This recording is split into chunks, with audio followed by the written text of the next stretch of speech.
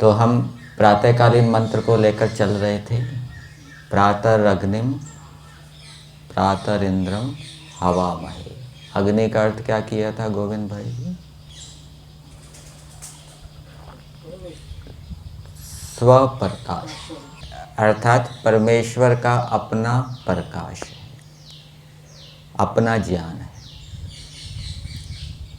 जीवात्माओं के विषय में परमेश्वर जानता है, जीवात्माओं के गुण कर्म कैसे कैसे है।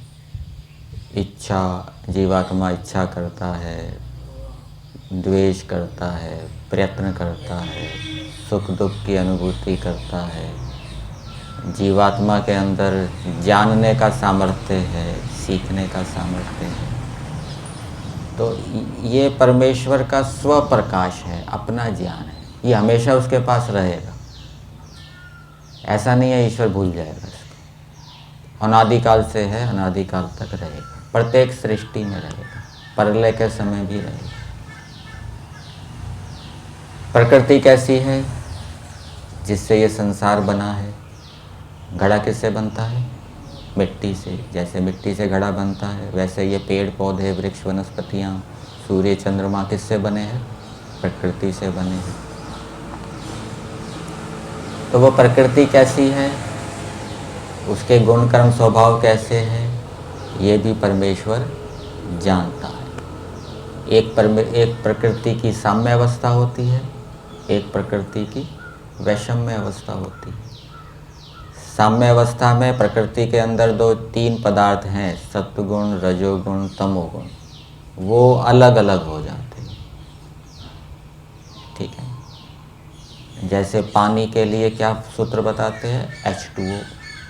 पानी कैसे बनता है? उसके अंदर 2 हाइड्रोजन के परमाणु, 1 ऑक्सीजन का। तो पानी टूट जाएगा तो ये हाइड्रोजन के परमाणु अलग हो जाएंगे, ऑक्सीजन के परमाणु अलग हो जाएंगे, अलग अलग रहेंगे। ऐसे ये संसार जब प्रलय में चला जाएगा तो प्रकृति के जो पदार्थ हैं, सत्वगुण, रजोगुण, तमोगुण, वो अलग अलग हो जाएंगे। ये साम्य अवस्था। और जब संसार बनाना होगा तो परमेश्वर इन तीनों को बनाकर, मिलाकर संसार बनाएगा। संसार के प्रत्येक पदार्थ के अंदर तीनों हैं, सत्वगुण, रजोगुण और तमोगुण। संसार का प्रत्येक पदार्थ त्रिगुण है। तो ये परमेश्वर जानता है। प्रकृति की विशेष, सत्वगुण की क्या विशेषता है वो जानता है, रजोगुण की क्या विशेषता है वो जानता है, तमोगुण की क्या विशेषता है वो जानता है। ये परमेश्वर का स्वप्रकाश है, वो हमेशा रहेगा। वो कभी, ईश्वर इसको भूलेगा नहीं। और प्रकृति से क्या क्या बनाया जा सकता है, और जो सृष्टि बनाई गई उस सृष्टि का गुण कर्म स्वभाव क्या है, क्या विशेषताएं हैं, पानी की क्या विशेषता है, सूर्य की क्या विशेषता है, चंद्रमा की क्या विशेषता है, और सृष्टि के अंदर क्या क्या नियम काम करते हैं, वो सब परमेश्वर जानता है, ठीक है। ये परमेश्वर का क्या है? स्वप्रकाश। और अपने गुण कर्म स्वभावों को भी जानता है कि मेरे अंदर कौन कौन से गुण कर्म स्वभाव हैं। वो कभी ईश्वर उसको भूलेगा नहीं। लेकिन इस समय सृष्टि वर्तमान है, परमेश्वर भी सृष्टि के अंदर विद्यमान है, सबको देख रहे हैं, ठीक है ना। अमुक व्यक्ति का रंग ऐसा है, अमुक व्यक्ति का रंग ऐसा है, अमुक व्यक्ति छोटा है, अमुक व्यक्ति बड़ा है, ये भी तो परमेश्वर जान रहे हैं। पिछली सृष्टियों में भी जाना, इस सृष्टि में भी जान रहे हैं। तो ये याद रखेंगे? नहीं याद रखेंगे, ये भूल जाएंगे। इसको याद रखने की आवश्यकता क्या है? कौन सा पहाड़, कौन सी चोटी सबसे ऊंची है? कौन सी चोटी है सबसे ऊंची? संसार में सबसे ऊंची पहाड़ की चोटी कौन सी है? Mount Everest. सबसे बड़ा समुद्र कौन सा है? सबसे छोटा समुद्र कौन सा है? सबसे बड़ी नदी कौन सी है? तो इसको याद रखने की क्या आवश्यकता है? जानता तो है परमेश्वर, भूल जाएंगे। ये परमेश्वर का स्वप्रकाश नहीं। जीवात्मा कौन कौन से कर्म कर रहे हैं, उनका हिसाब तो रखेगा, क्योंकि कर्मों का फल देना है, लेकिन कर्मों का फल देने के बाद परमेश्वर उसको भूल जाएगा, याद नहीं रखेगा। तो ये जीवात्माओं के कर्मों का जो ज्ञान है, जीवात्माओं के कर्मों का जो प्रकाश है, वो परमेश्वर का स्वप्रकाश नहीं, परमेश्वर उसको क्या है, भूल जाएगा। तो सृष्टि की अपेक्षा से, जीवात्माओं की अपेक्षा से जो ज्ञान, जो जानकारी परमेश्वर करता है, वो जानकारी परमेश्वर की स्वप्रकाश नहीं है। लेकिन सृष्टि के गुण कर्म स्वभाव जो अनादि हैं, हमेशा रहेंगे, वो परमेश्वर के ज्ञान में भी क्या है, हमेशा रहेंगे। इस प्रकार से परमेश्वर स्वप्रकाश कैसे है, वो हमें समझना चाहिए। हमारा कोई स्वप्रकाश है? परमेश्वर का तो ये स्वप्रकाश हो गया। हमारा कोई अपना ज्ञान है जिसको हम हमेशा याद रखते हैं? नहीं। हमारा जो भी ज्ञान क्या है, वो नैमित्तिक है। बस हमारे पास जो सीखने का सामर्थ्य है, उससे हमने प्राप्त किया है। तो हम स्वप्रकाश नहीं है। हमारा कोई ज्ञान ऐसा नहीं है जो हमेशा रहे। हमने सारा ज्ञान दूसरे से लिया, सृष्टि से प्राप्त किया या ईश्वर से प्राप्त किया। ठीक है, हमें भी तो ज्ञान हो रहा है, ये पेड़ कैसा है, ये व्यक्ति कैसा है, छोटा है, बड़ा है, गोरा है, काला है, इसको कहाँ याद रखेंगे, भूल जाएंगे। फिर दूसरी बात, प्रातर इंद्रम हवामहे। इंद्र का एक अर्थ किया है परमेश्वर ऐश्वर्य को देने वाला है। ऐश्वर्य क्या बताया था गोविंद भाई जी? परमेश्वर का ऐश्वर्य क्या बताया था?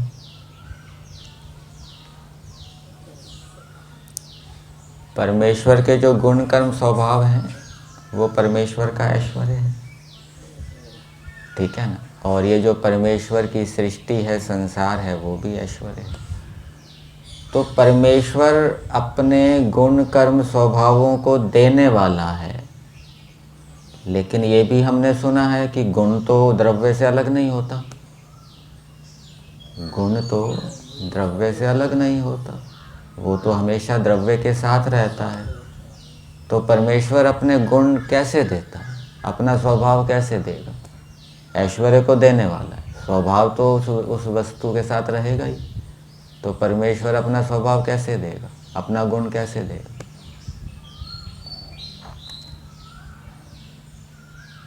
तो परमेश्वर अपने गुण कर्म स्वभावों को देने का मतलब है, परमेश्वर अपने गुण कर्म स्वभावों का ज्ञान देता है, विज्ञान देता है। ठीक है ना?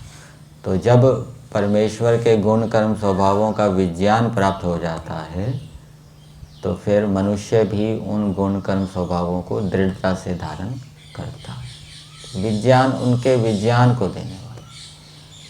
ठीक है। फिर आगे आया प्रातर मित्रावरुणा। परमेश्वर कैसा है? जीवन के प्राण उदान के समान प्रिय, जीवन के समान प्रिय। हमें अपना जीवन प्रिय है ना। अब जैसे मान लीजिए, ईश्वर ना करे, कोई शरीर में तकलीफ हो जाए और डॉक्टर कहे कि भाई आपको अब अपनी दिनचर्या, खान पान यदि आप ऐसा नहीं करेंगे तो आप ज़्यादा दिन नहीं टिकेंगे। ठीक है ना? तो हमें तो जीवन प्रिय है, तो फिर हम उस डॉक्टर के निर्देश का पालन करते हैं, रुचिपूर्वक करते हैं। कोई रोग हो गया, रोग के कारण मृत्यु भी हो सकती है, तो डॉक्टर ने कहा कि भाई आपको ऐसा खान पान दिनचर्या करेंगे तो आपका रोग ठीक होगा। तो फिर हम बहुत रुचि से उस रोग को दूर करने के लिए जो डॉक्टर ने निर्देश बताए हैं, दिनचर्या बताई है, औषधि बताई है, वैसा हम करते हैं। क्यों करते हैं? क्योंकि हमें जीवन प्रिय है। तो जैसे जीवन प्रिय है, एक और उदाहरण ले लीजिए। अब मान लीजिए कोई व्यक्ति है, उसको मारने के लिए 4-5 व्यक्ति आ जाए, तो वो कितना जोर लगाएगा उससे छूटने के लिए? लगाएगा ना। तो उसको जीवन प्रिय है।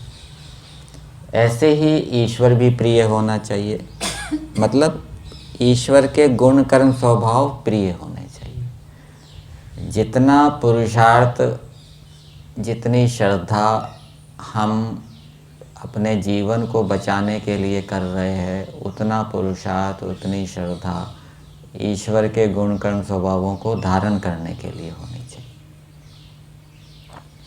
विद्या में भी उतना पुरुषार्थ करना चाहिए विद्या को प्राप्त करने के लिए। सहन शक्ति है, पुरुषार्थ है, धैर्य है, आनंद है, ये जो ईश्वर के गुण हैं। और ईश्वर के जो कर्म है, ईश्वर सारे संसार का पालन करता है, सुख देता है। तो इन गुणों को, इन कर्मों को धारण करने के लिए भी उतना ही पुरुषार्थ करना चाहिए जितना हम अपने जीवन को बचाने के लिए पुरुषार्थ करते हैं, रोग से बचने के लिए पुरुषार्थ करते हैं। क्या हम ऐसा करते हैं? देख सकते हैं। क्या विद्या प्राप्त करने के लिए हम इतना पुरुषार्थ करते हैं? ये जो हम रात्रिकालीन मंत्र बोलते हैं, रात्रिकालीन मंत्र में एक आता है, तन्मे मनः शिव संकल्पमस्तु। तो इसमें एक अर्थ किया है कि हे परमेश्वर, हमारा मन विद्या का अभाव करके विद्या प्रिय हो गई। ठीक है ना? प्राण उदान के समान प्रिय है परमेश्वर। ठीक है ना? परमेश्वर जीवन के समान प्रिय हो गए, मतलब कि परमेश्वर के गुण कर्म स्वभाव जीवन के समान प्रिय हो गए। तो यहाँ मंत्र में क्या बताया? विद्या प्रिय हो, हम विद्या प्रिय हो गए। इसी प्रकार से धर्म प्रिय हो गए, धर्म हमारे लिए प्रिय हो। इसी प्रकार से दुर्गुणों को छोड़कर गुण प्रिय बने। गुण हमारे लिए क्या है? आकर्षण का केंद्र हो, उनमें हमें रुचि हो, उनको धारण करने का पुरुषार्थ कर। तो ये है प्राण उदान के समान प्रिय। ये मित्रा वरुणों का एक अर्थ। दूसरा अर्थ क्या बताया था? सर्वशक्तिमान। फिर आगे क्या है? प्रातरश्विना। प्रातःकाल की वेला में अश्विना, सूर्य और चंद्रमा, इनको अश्विनौ कहते हैं। तो जिस परमेश्वर ने सूर्य और चंद्रमा को बनाया, एक सूर्य चंद्रमा नहीं बनाए। इस सृष्टि के अंदर असंख्य सौरमंडल है, असंख्य सूर्य चंद्रमा है। शनि ग्रह के चंद्रमा बताए जाते हैं ना, कितने चंद्रमा है शनि ग्रह के। चंद्रमा का हो या उपग्रह का हो, 12 के लगभग शायद बताए जाते हैं। ऐसे असंख्य सूर्य चंद्रमा जिसने बनाए हैं, उस परमेश्वर का हम प्रातःकाल विचार करते हैं, ध्यान करते हैं। फिर आगे क्या है? प्रातर्भगम पूषणम। भगम का अर्थ किया है सेवनीय, भजनीय, सेवनीय। अब इसके ऊपर विचार करते हैं। परमेश्वर सेवनीय है, सेवन करने योग्य है। परमेश्वर का सेवन करना चाहिए। तो परमेश्वर का सेवन करने का मतलब क्या? यहाँ पर भी वो लगा दीजिए, परमेश्वर के गुण कर्म स्वभावों का सेवन करना चाहिए। जैसे हम औषधि का सेवन करते हैं। औषधि का सेवन किस लिए करते हैं? किस लिए करते हैं? रोगों से छूटने के लिए, रोगों से छूटने के लिए। वैसे ही हमें ईश्वर का सेवन करना चाहिए, मतलब ईश्वर के गुण कर्म स्वभावों का सेवन करना चाहिए। किससे छूटने के लिए? जो हमारा रोग लगा हुआ है। क्या रोग लगा हुआ है? जन्म मरण के चक्कर में पड़े हुए हैं, इस बंधन से छूटने के लिए। इसका कारण क्या है? अविद्या है ना। तो ईश्वर के गुण कर्म स्वभावों का सेवन करना चाहिए। रोग, अविद्या रूपी जो रोग है उसको दूर करने के लिए। तो अविद्या रूपी रोग दूर हो जाएगा तो जन्म मरण के चक्कर से छूट जाएंगे, मुक्ति को प्राप्त करेंगे। मुक्ति का काल कितना है? 36,000। 36,000 बार जब तक सृष्टि और प्रलय ना बने। तो ईश्वर का सेवन करें। ईश्वर का सेवन करने का मतलब ईश्वर के गुण कर्म स्वभावों का सेवन करें। ईश्वर के गुण कर्म स्वभावों का सेवन करने का मतलब क्या है? ईश्वर के गुण कर्म स्वभावों को धारण करें। तो ईश्वर के गुण कर्म स्वभावों को धारण करने से क्या होगा? उसमें एक धर्म भी है और दूसरे गुण भी है, विद्या भी है, बल भी है, पुरुषार्थ भी है। तो उससे हमारा जो रोग है वो दूर होगा। ठीक है ना? कलेश, रोग, इनको मानसिक रोग कहते हैं, वो दूर होंगे। तो ये हो गया प्रातर्भगम। तो परमेश्वर सेवनीय है, सेवन करने योग्य है। तो जो परमेश्वर की उपासना करता है वो भी सेवनीय बन जाता है। ठीक है ना? विद्वान होता है वो भी सेवनीय हो जाता है। विद्वान की भी सेवा करते हैं ना, विद्वान की सेवा करते हैं, विद्वान का सेवन करते हैं, विद्वान का संग करते हैं, उससे अच्छी अच्छी बातों को सीखते हैं, उसके गुण कर्म स्वभावों को सीखते हैं। पूषणम, पूषणम का अर्थ किया है पुष्टि करता। परमेश्वर क्या है? पुष्टि को करने वाला है। ठीक है? हम भोजन करते हैं, अन्न, फल फूल, दूध, घी आदि का सेवन करते हैं। इससे क्या है? शरीर की पुष्टि होती है, बुद्धि की भी पुष्टि होती है। शरीर भी पुष्ट होता है, बुद्धि भी पुष्ट होती है। तो परमेश्वर पुष्टि करने वाला है। अब प्रश्न उत्पन्न होगा, किसकी पुष्टि करता है? जैसे सर्वरक्षक होता है ना, सर्वरक्षक है, सब कौन, किस किस की रक्षा करता है? ऐसे यहाँ पर भी प्रश्न उत्पन्न होता है, पुष्टि करता है तो किसकी पुष्टि करता है? पुष्टि किसकी होती है? पुष्टि किसकी होती है?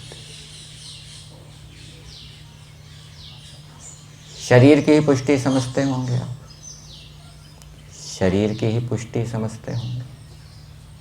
मन की पुष्टि, आत्मा की पुष्टि, बुद्धि की पुष्टि, ये भी तो पुष्टियां बताई गई हैं। और क्या पृथ्वी की पुष्टि नहीं होती? पृथ्वी को पुष्ट करो। पशुओं को तो पुष्ट करते हैं, पृथ्वी की पुष्टि क्या है? जल की पुष्टि क्या है? तो जल की पुष्टि, शुद्ध जल, ये समझना चाहिए। परमेश्वर जल को शुद्ध करता है, वायु को शुद्ध करता है, पृथ्वी को शुद्ध करता है। किसके माध्यम से करता है? सूर्य की किरणों के माध्यम से। ठीक है? और शरीरों को पुष्ट करता है। भोजन तो हमने कर लिया, मुंह में डाल दिया, अंदर जो सारी व्यवस्था बनी हुई है, भोजन पचता है, रस रक्त आदि बनते हैं, फिर वो शरीर के भिन्न भिन्न अंगों में जाते हैं, उससे शरीर पुष्ट होते हैं। वो हम थोड़ी ना कर रहे हैं, हमको पता है कि अंदर क्या हो रहा है। तो ये पुष्टि है। ठीक है? हमने धर्म का सेवन किया तो हमने तो धर्म का सेवन कर दिया। अब उसके सेवन से आत्मा पवित्र हुआ, वो हमने थोड़ी ना की, वो तो ईश्वर का काम है। हमने तो, हमारे हाथ में क्या था? हमने कष्टों को सहन करते हुए अच्छे कार्य कर दिए। अब आत्मा की पुष्टि तो ईश्वर करेगा, वो हम तो कर नहीं रहे। इसी प्रकार से मन की पुष्टि है, हमने ध्यान किया, स्वाध्याय किया, ये करना था, फिर ईश्वर की व्यवस्था से मन शुद्ध हो गया, सात्विक हो गया। तो ये सब ईश्वर की व्यवस्था से होता। तो जैसे ईश्वर पुष्टि करने वाला है, वैसे हम भी दूसरों की पुष्टि करने वाले बने। ठीक है ना? दूसरों को अच्छा अन्न देकर उनको पुष्ट करें। खराब अन्न देकर उनको रोगी ना कर दें।